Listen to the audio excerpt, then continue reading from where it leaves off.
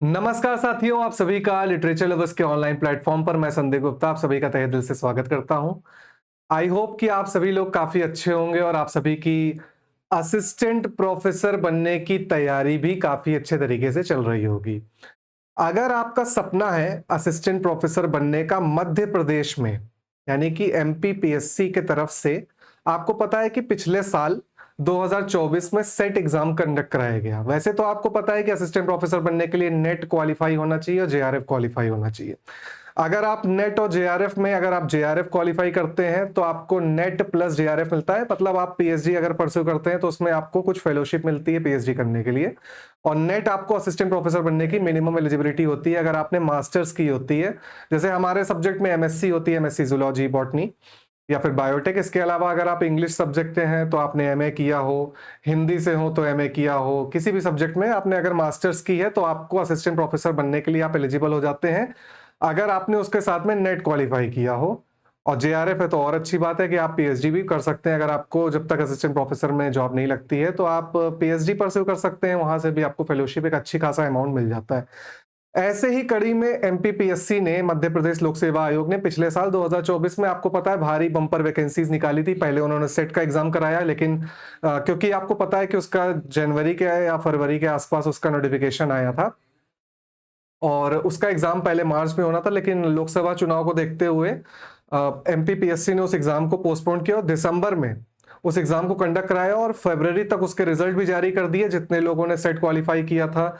और इसके साथ में नेट क्वालिफाई किया था, नेशनल लेवल एग्जाम है यूजीसी नेट का, सीएसआईआर यूजीसी नेट का, उन सभी के लिए लाइफ साइंसेज में मोर देन 150 वैकेंसीज आपको देखने को मिली थी। एक अच्छे खासे नंबर की वैकेंसीज आई थी जूलॉजी और बॉटनी दोनों सब्जेक्ट में। तो ऐसे ही इस साल भी एमपी सेट का एग्जाम, क्योंकि काफी देर बाद ही नोटिफिकेशन आया है तो काफी लोगों को लगा कि इस साल सेट का एग्जाम नहीं होगा, लेकिन एमपीपीएससी ने, मध्य प्रदेश लोक सेवा आयोग ने, फाइनली आपका जो सेट का नोटिफिकेशन है वो शॉर्ट नोटिस अभी जारी की और नोटिफिकेशन भी जारी कर दिया है। इसके फॉर्म्स आपके 25 तारीख से भरने जाएंगे। तो जो डिटेल नोटिफिकेशन है आज की इस वीडियो में हम लोग उसको डिस्कस करने वाले हैं। तो चलिए बिना देर के अपने टॉपिक पर आते हैं। जैसा कि आप अपनी स्क्रीन पर देख पा रहे हैं, ये आज का जो वीडियो है इसमें हम लोग एमपीपीएससी स्टेट एलिजिबिलिटी टेस्ट यानी मध्य प्रदेश लोक सेवा आयोग की तरफ से आयोजित सेट एग्जाम का जो डिटेल नोटिफिकेशन है उसको डिस्कस करने वाले हैं। तो सबसे पहली जो बात है, ये आपके टेबल ऑफ कंटेंट्स आप देख सकते हैं। आज की वीडियो में हम लोग क्या क्या चीजों पर चर्चा करने वाले हैं इस नोटिफिकेशन के माध्यम से। इस नोटिफिकेशन में सबसे पहले तो आपको ये पता होना चाहिए कि क्योंकि जिस एग्जाम की आप तैयारी कर रहे हैं उसके फॉर्म्स कब आएंगे और उनके एग्जाम कब होगा, है ना। तो ये सारी चीजें आपको पहले से पता होनी चाहिए। तो हम लोग यहाँ पर इंपॉर्टेंट डेट्स को डिस्कस करेंगे। इसके अलावा सबसे बड़ी जो चीज होती है पैसा, है ना। पैसा के लिए जॉब आप किस लिए करते हैं? पैसे के लिए, है ना। तो फीस की भी बात हम लोग इसी वीडियो में कर लेंगे कि इस एमपी सेट का फॉर्म जो है उसकी जो आर्थिक शुल्क है, फीस है, वो कितनी लग रही है। और एग्जाम डेट सबसे बड़ी जो चिंता की बात होती है ना। बहुत सारे स्टूडेंट्स पढ़ाई तब करते हैं जब उनको एग्जाम डेट पता होती है। जब तक एग्जाम डेट क्लियर ना हो पढ़ने का मन नहीं करता है ना। तो एग्जाम डेट भी, अच्छी बात यह है कि मध्य प्रदेश लोक सेवा आयोग ने पहले ही आपको बता दिया है इस नोटिफिकेशन में कि आपका एग्जाम कब होने वाला है। तो एग्जाम डेट हम लोग जानेंगे इसी वीडियो में।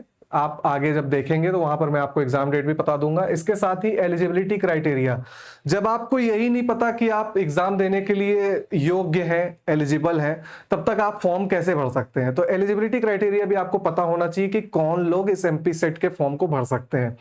और इसके साथ ही एग्जाम का पैटर्न, जब भी कोई युद्ध आप लड़ने जाते हैं, आपने देखा होगा जितने बड़े बड़े युद्ध हुए हिस्ट्री में, उनमें एक रणनीति बनती है। रणनीति कुछ पैरामीटर्स को देख करके बनती है। तो ऐसे ही एग्जाम भी एक युद्ध है, आपको पता है।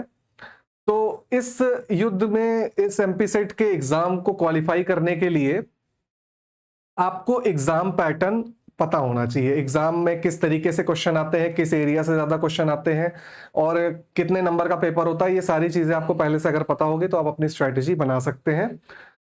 इसके अलावा सिलेबस हम लोग डिस्कस करेंगे कि आखिर लाइफ साइंसेस का सिलेबस क्या है। इंग्लिश का सिलेबस जो है वो आपको राजवीर सर बता देंगे।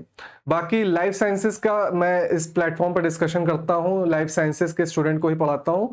तो बायोलॉजी और लाइफ साइंसेस से रिलेटेड जो सब सिलेबस है वो मैं यहाँ पर आपको डिस्कस करूंगा। इसके साथ ही क्वालिफाइंग क्राइटेरिया, एमपी सेट को क्वालिफाई करने के लिए आपको एमपी सेट के एग्जाम में मिनिमम कितने मार्क्स लाने हैं वो भी आपको पता होने चाहिए। तो ये सारी चीजें आज हम लोग इस वीडियो में डिस्कस करने वाले हैं। तो बिना देर किए हुए चलिए हम लोग अपने टॉपिक पर आते हैं, और आप सभी लोग इस वीडियो को पूरा एंड तक देखेंगे, तभी आपको ये समझ में आएगा कि आपको एमपी सेट 2025 का एग्जाम देना है, और अगर देना है तो किस तरीके से आपकी तैयारी होनी चाहिए, और नहीं देना है तो फिर कोई बात ही नहीं है, तब आप इस वीडियो को यहीं पर आप छोड़ के जा सकते हैं। बाकी अगर आपको एग्जाम को लेकर के सीरियस है तो आप इस वीडियो में बने रहेंगे। इंपॉर्टेंट डेट्स की, जैसा मैंने आपको पहले ही बताया कि सबसे पहले अगर हमको एग्जाम डेट्स की बात करें तो इसके जो फॉर्म्स हैं ये आपके 25 अक्टूबर से भरना स्टार्ट होंगे। आज 23 अक्टूबर की डेट है जब मैं ये वीडियो बना रहा हूं। 2 दिन बाद इसके फॉर्म्स ओपन हो जाएंगे, इसके लिंक्स ओपन हो जाएंगे, वहां से जाकर के ऑनलाइन आपको फॉर्म भरना है। ऑफलाइन फॉर्म नहीं भरना है, इसमें कोई डाक द्वारा किसी पोस्ट ऑफिस के द्वारा आपको फॉर्म नहीं भरना है। इसमें आपको ऑनलाइन फॉर्म भरना है जिसकी प्रारंभिक तिथि 25 अक्टूबर है और 20 नवंबर इसकी लास्ट डेट है। त्रुटि सुधार की अवधि, यानी कि अगर फॉर्म भरते समय कोई गलती हो जाती है तो आपको 30 अक्टूबर से लेकर के 22 नवंबर तक का समय दिया जाएगा। इस बीच आप अपने करेक्शन कर सकते हैं अगर आपसे कोई गलती हो जाती है फॉर्म भरते वक्त।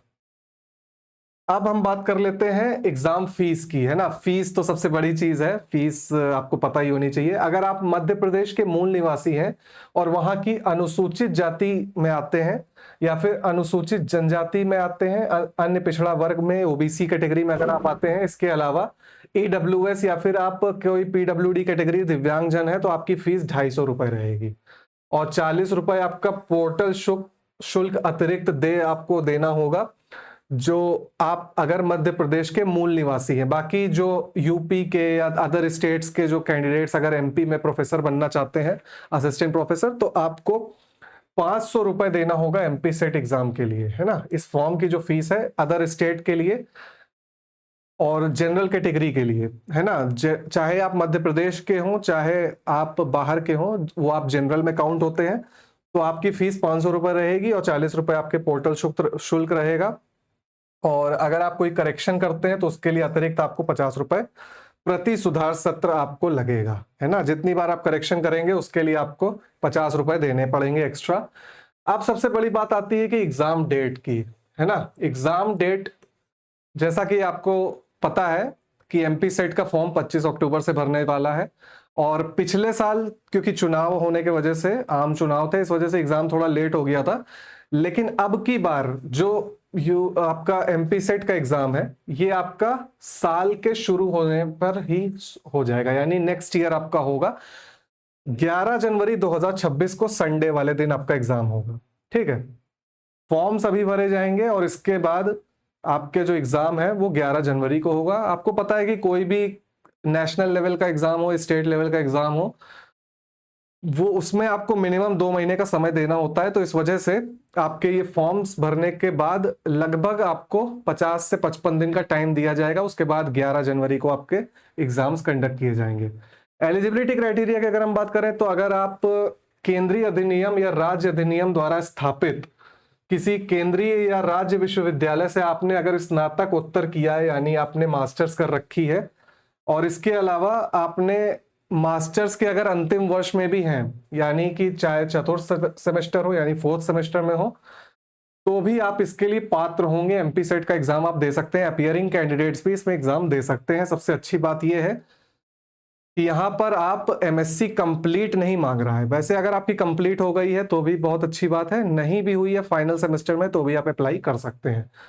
और अगर हम मार्क्स की बात करें, अगर आपकी एमएससी या एमए या कोई भी सब्जेक्ट में आपने जिसमें भी मास्टर किया है, उसमें अगर आप जनरल कैटेगरी से आते हैं तो मिनिमम 55%, जैसा कि आपका सीएसआईआर, यूजीसी नेट और यूजीसी नेट में ही मांगा जाता है जनरल कैटेगरी का, वैसे मिनिमम 55% अंक होने चाहिए स्नातकोत्तर उपाधि में। और इसके अलावा अगर आप किसी मध्य प्रदेश की अनुसूचित जाति और जनजाति या ओबीसी कैटेगरी में आते हैं, क्रीमी लेयर को छोड़ करके नॉन क्रीमी लेयर से हैं, तो आपके 50% मार्क्स होने चाहिए। ये सिर्फ मध्य प्रदेश के नागरिकों के मूल निवासियों के लिए लागू होता है। आर्थिक रूप से कमजोर है तो उनके लिए आपको 55% अंक होना चाहिए। ईडब्ल्यूएस वालों को यहाँ पर कोई छूट नहीं मिली है। तो ये तो हो गई एलिजिबिलिटी क्राइटेरिया की बात, चाहे आप एमपी के हो चाहे बाहर के हो, आपके लिए मिनिमम 55% जनरल कैटेगरी के लिए, और अगर आप एमपी से हैं और आप रिजर्व कैटेगरी से आते हैं तो 50% आपका होना चाहिए। एग्जाम पैटर्न पर अगर हम आए तो यहाँ पर एग्जाम पैटर्न आपको जो नोटिफिकेशन में मेंशन किया गया है उसके अनुसार आपका 3 घंटे का पेपर होगा, बिना किसी अंतराल के, कोई गैप नहीं होगा। 2 पेपर होंगे आपके। पहला पेपर जो होगा वो आपका अनिवार्य होगा, यानी जनरल पेपर है, जिसमें आपसे general paper on teaching and research aptitude से क्वेश्चन रहने वाले हैं। ये सभी के लिए अनिवार्य है, चाहे आप किसी भी सब्जेक्ट से हो, चाहे जूलॉजी से हो, बॉटनी से हो, इंग्लिश से हो, मैथ्स से हो, सभी के लिए ये जनरल पेपर अनिवार्य है। सभी को इसका आंसर करना है। 50 क्वेश्चन रहेंगे, 100 नंबर का पेपर रहेगा। और फिर आपको जो दूसरा पेपर है, जो वैकल्पिक विषय है आपका, जो जूलॉजी सब्जेक्ट है, बॉटनी है, या फिर आपका इंग्लिश सब्जेक्ट है, जो भी आपका सब्जेक्ट है, उससे आपके 100 क्वेश्चन आने वाले हैं और सभी प्रश्न अनिवार्य हैं, सभी के आपको आंसर करने हैं। कोई ऐसा चॉइस नहीं है कि 100 में से 50 करना है, 25 करना है। आपको सभी क्वेश्चन करना अनिवार्य है और 200 नंबर की इसकी मार्किंग है। तो टोटल पेपर आपका 300 नंबर का रहने वाला है और इसके लिए आपको 3 घंटे का समय यानी 180 मिनट का समय मिलने वाला है इस एग्जाम के लिए। और प्रश्न पत्र आपका अंग्रेजी और हिंदी दोनों माध्यम में रहेगा। बस जैसे अगर आप किसी भाषा विषय से हैं, जैसे इंग्लिश से आप अप्लाई करते हैं, इंग्लिश सब्जेक्ट के लिए एमपी सेट देना चाहते हैं, तो आपका पेपर सिर्फ इंग्लिश में आएगा। हिंदी के हैं तो सिर्फ हिंदी में आएगा। तो जैसे अगर लैंग्वेज का पेपर है तो आपका उसी लैंग्वेज में पेपर रहेगा। बाकी अगर आप कोई टेक्निकल सब्जेक्ट होता है, जैसे साइंस है, मैथ है, तो आपके बाइलिंगुअल पेपर रहेंगे। और आपको जो अगर आपने भाषा की जो सिलेक्शन है उसमें जो हिंदी भाषा है उसको वरीयता दी जाएगी। यहां पर देखने वाली बात यह है कि आपका जो वरीयता दी जाएगी वो हिंदी माध्यम वालों को दी जाएगी। और प्रत्येक प्रश्न के लिए आपको 2 अंक मिलेंगे, क्योंकि आपको पता है 300 नंबर का पेपर है, टोटल 150 क्वेश्चन है, तो प्रत्येक प्रश्न आपका 2 अंक का रहने वाला है।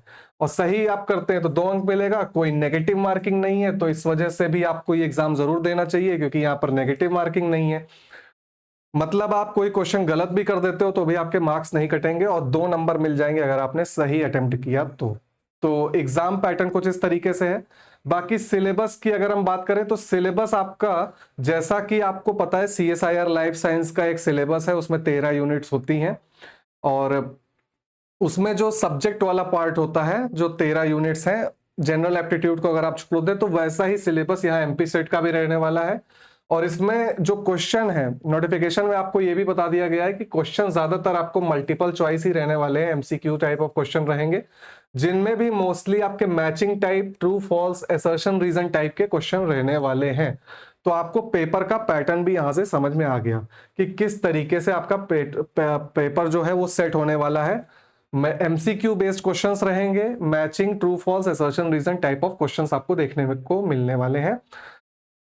अर्थ, atmospheric science, chemical science, life science, mathematical science और फिजिकल साइंस का जो सब्जेक्ट है उनके लिए जो अप्लाई कर रहे हैं, इसमें प्रोफेसर बनना चाहते हैं, तो उनके लिए जो CSIR के द्वारा जो प्रमाणित जो सिलेबस है वैसा ही प्रश्न आपके यहाँ पर सिलेबस उसी एरिया से आपको क्वेश्चंस देखने को मिलने वाले हैं। और अगर आप UGC नेट का सब्जेक्ट, जैसे आपका इंग्लिश हो, जो नॉन टेक्निकल सब्जेक्ट्स हैं, तो UGC नेट से रिलेटेड जो सिलेबस है वैसा ही आपका परीक्षा का प्रारूप रहने वाला है। तो इसका जो पाठ्यक्रम है, सिलेबस है, वो आपके नेट के परीक्षा के अनुसार ही रहने वाला है।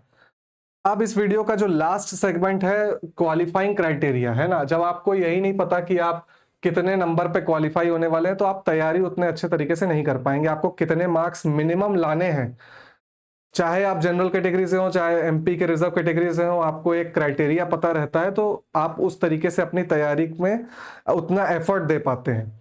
तो देखिए, अनारक्षित श्रेणी की अगर हम बात करें, यानी जनरल कैटेगरी की और ईडब्ल्यूएस की और अदर स्टेट वालों की, जो एमपी के बाहर के स्टेट के जो लोग अप्लाई करेंगे, उनको मिनिमम 40% मार्क्स लाना अनिवार्य है, यानी 300 नंबर में से आपका मिनिमम 40% मार्क्स आपको लाना पड़ेगा। और इसके अलावा अगर आप रिजर्व कैटेगरी से हैं, जो कि एमपी के रिजर्व कैटेगरी से हैं तो आपका मिनिमम 35% मार्क्स आपको लाना पड़ेगा, तभी जाकर के आप एमपी सेट के एग्जाम को क्वालिफाई कर सकते हैं। तो कुल मिलाकर के जो नोटिफिकेशन आपके सामने आया है उसमें बेसिकली यही सारी चीजें थी, जो इंपॉर्टेंट पॉइंट्स थे उसको हमने इस वीडियो में डिस्कस किया। आई होप कि ये सेशन आपको काफी ज्यादा पसंद आया होगा, और सेशन में अगर आप पहली बार जुड़े हैं तो इस सेशन को लाइक जरूर कर दीजिएगा, कुछ सीखने को मिलता है तो इसको लाइक जरूर करिएगा, और इस वीडियो को ज्यादा से ज्यादा शेयर करिए उन दोस्तों तक जो एमपी सेट की तैयारी कर रहे हैं और आने वाले अटेम्प्ट देना चाहते हैं। और चैनल पर हमारे अगर आप नए हैं तो इस चैनल को सब्सक्राइब भी जरूर कर लीजिएगा, ताकि ऐसे ही आने वाले अपडेट्स आपको टाइमली मिलते रहें। कोई भी एग्जाम से रिलेटेड अपडेट हो वो आपको टाइमली मिलता रहे। तो चलिए, आज के सेशन में जुड़ने के लिए आप सभी का बहुत बहुत धन्यवाद। Thank you so much. जय हिंद, जय Bharat, take care all of you.